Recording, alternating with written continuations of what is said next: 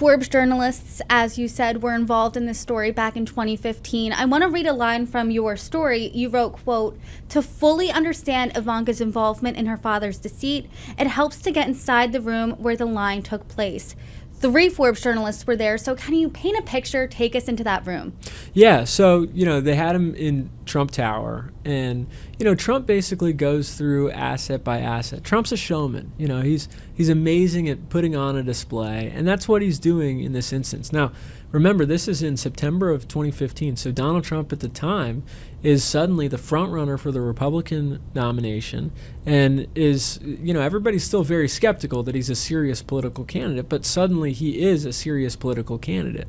And in the midst of all of that, he blocks off a couple of hours in the middle of his day to go through asset by asset and take Forbes through all of these things that he owns, and gets down into the details of them, what the net operating income is, what the square footage figures are, what the acreage is. He has pictures that he's pulling out to show everybody, to impress them of how beautiful his properties are, all in hopes that the final number that Forbes places on his net worth will be higher.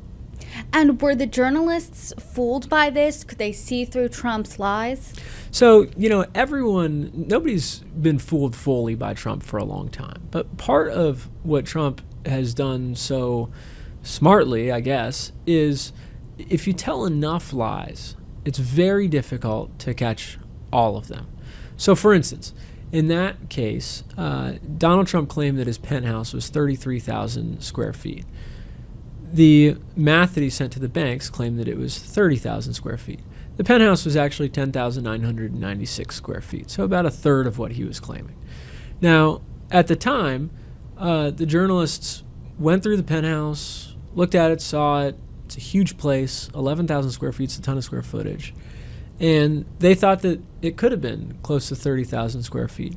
It wasn't until a couple of years later, digging more closely into the numbers and looking at property documents, that one of the people who was there in that room, Chase Peterson Withorn, unraveled the fact that, in fact, the penthouse was 3 times smaller than what Donald Trump was claiming.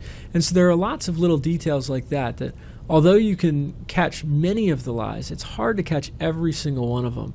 And an interesting thing is that when we saw the credit reports from Deutsche Bank, his main lender, they were fooled on all sorts of things. And so, yes, people have been calling him out on his lies for a long time. Yes, people have understood that he's not truthful about how much he's worth, but that still doesn't make it easy to catch everything.